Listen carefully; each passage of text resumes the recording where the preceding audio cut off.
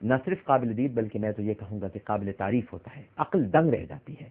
اور یہ ہمیں دراصل سمجھایا جاتا ہے، ان عقل پرستوں کو سمجھایا جاتا ہے، ان روشن خیال اعتدال پسندوں کو سمجھایا جاتا ہے جو بار بار اپنے نئے نئے زاویوں سے یہ بتانے کی کوشش کرتے ہیں کہ یوم نجات کی کوئی حیثیت نہیں ہے، اتنے سارے لوگ کیسے جمع ہو سکیں گے، یہ تو بس سمجھانے کے لیے بتانے کے لیے ہمیں بتا دیا تھا تاکہ ہم ڈسپلن میں رہیں.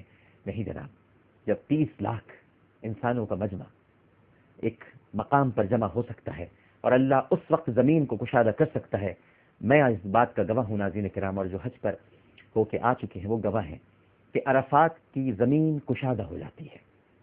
آپ اگر ویسے دیکھیں تو ایسا لگے گا کہ یہاں پر 1 لاکھ سے زیادہ لوگ نہیں آ سکتے، لیکن پتہ نہیں کیا ہوتا ہے کہ یوم عرفات کی زمین کشادہ ہو جاتی ہے. ایسا لگتا ہے کہ 30 لاکھ کیا، وہاں پر 30 ارب انسان بھی جمع ہو سکتے ہیں. عجیب کشادگی ہوتی ہے، عجیب کشادگی. جبل رحمت پر جب انسانوں کا ایک ہجوم اس سے لپٹ جاتا ہے، اور ابھی آپ دیکھیں گے تھوڑی دیر بعد جب خطبہ حج ہوگا تو جبل رحمت پر جبل رحمت سفید چادر اوڑھ لے گی، اور وہ سفید چادر نہیں ہوتی، دراصل وہ سفید احرام میں ملبوس انسانوں کا ایک سمندر ہوتا ہے جو جبل رحمت سے چمٹ جاتا ہے. اور چمٹتا اس لیے ہے کہ اس مقام پر نبی کریم صلی اللہ علیہ وآلہ وسلم نے کھڑے ہو کر دعا مانگی ہے.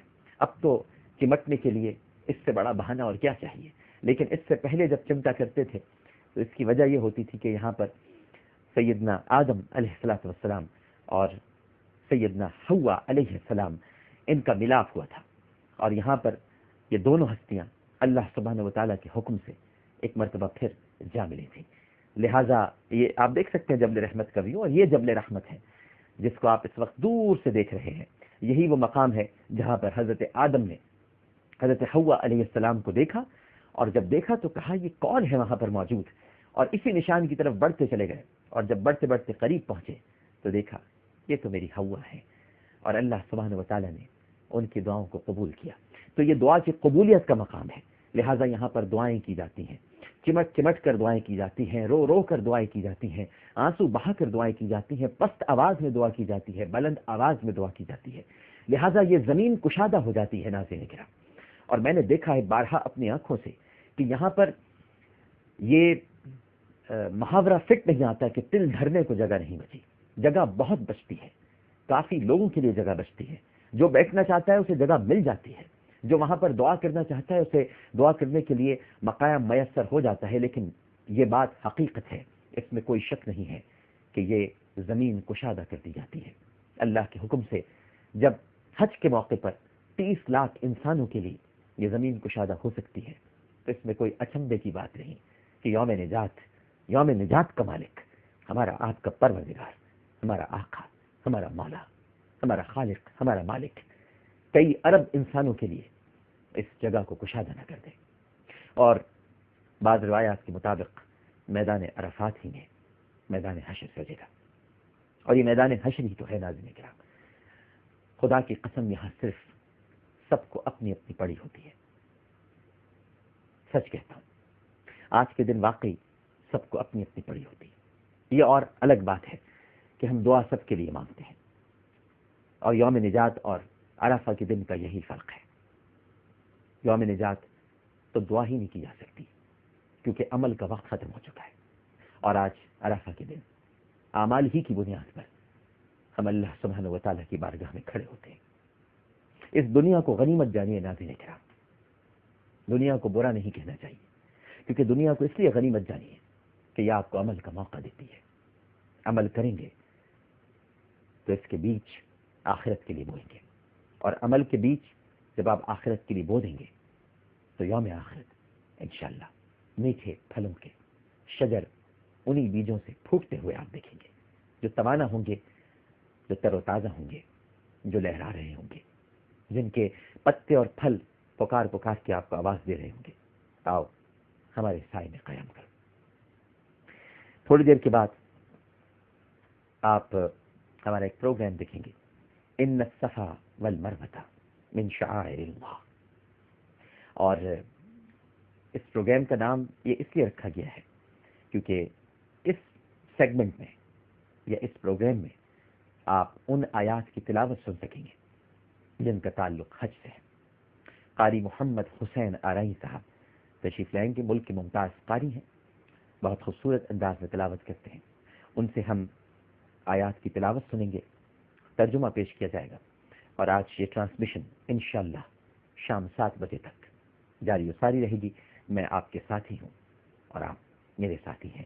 ایک چھوٹا سا وقفہ لیتے ہیں، وقفے کے بعد انشاءاللہ حاضر ہوں گے۔ اور آج ہمارے ہاں اس ٹرانسمیشن میں کچھ ایسی ہستیاں بھی تشریف لا رہی ہیں جن سے ہم گفتگو کریں گے۔ ان میں علامہ لیاقت حسین اظہری صاحب ہیں، مفتی عبد الحمید ربانی صاحب ہیں، ان کا بھی بلاوا نہیں آ سکا، اور ہم دونوں ہی بڑی آخری وقت تک کوشش کرتے رہے۔ مفتی صاحب بھی اپنے اہل خانہ کے ساتھ جانا چاہ رہے تھے، لیکن انشاءاللہ اگلے برس سے ہی مفتی صاحب علامہ کوکب نورانی اوکاڑوی صاحب ہوں گے ہمارے ساتھ، علامہ سید رضی جعفر نقوی صاحب ہوں گے، علامہ سید حمزہ علی قادری صاحب ہوں گے۔ اس کے علاوہ ناظرین کرام، آپ بہت ہی خوبصورت نعت خواں، ویسے تو ہمارے کچھ نعت خواں ہیں جن سے میں آپ کی بات کراؤں گا میدان عرفات سے، جو وہاں پر موجود ہیں، خاص طور پر عمران شیخ اتاری صاحب، ان سے ہم تھوڑی دیر بعد گفتگو کریں گے میدان عرفات میں۔ اس کے علاوہ مفتی عبد القادر صاحب سے ہم گفتگو کریں گے، وہ بھی میدان عرفات میں موجود ہیں۔ قاری خلیل الرحمان جاوید صاحب میدان عرفات میں موجود ہیں۔ اس کے علاوہ حضرت شاہ مظفر شاہ قادری صاحب، ان سے بھی گفتگو کریں گے، یہ بھی اس وقت میدان عرفات میں موجود ہے۔ اور تھوڑی دیر بعد ہم ان سب سے ہم کلام ہوں گے، براہ راست ان سے باتیں کریں گے۔ لیکن یہاں اسٹوڈیو میں ہمارے ساتھ جو نعت خواں تشریف رکھیں گے، ان میں محمود الحسن اشرفی صاحب اور محمد ریحان قادری صاحب، خاص طور پر لاہور سے تشریف لائے ہیں ہمارے بہت ہی پیارے احمد رضا قادری صاحب، نام بھی بڑا خوبصورت ہے، نعتیں بھی بہت پیاری پڑھتے ہیں۔ اور اس کے ساتھ ساتھ میرا دوست بھی میرے ساتھ ہوگا، جو انشاءاللہ آج ایک بہت ہی خوبصورت سیگمنٹ ہم پیش کریں گے آپ کے لیے، جو حضرت ابو بکر صدیق رضی اللہ تعالی عنہ نے حج کے موقع پر جو دعا کی، جو التجا کی، اسے عربی زبان میں پیش کریں گے مکرم علی خان صاحب، اور اس کا ترجمہ اور تشریح انشاءاللہ میں آپ کے سامنے پیش کروں گا۔ اس کے علاوہ ناظرین کرام، ہم براہ راست آپ کو خطبہ حج بھی دکھائیں گے، لیکن اس کی خصوصیت یہ ہوگی کہ ایک طرف سے خطبہ حج دیا جا رہا ہوگا اور دوسری جانب سے میں اس کا اردو ترجمہ براہ راست اسی وقت آپ کے سامنے پیش کروں گا، اور پھر ہم اسی خطبہ حج پر علماء کرام کی گفتگو سنیں گے۔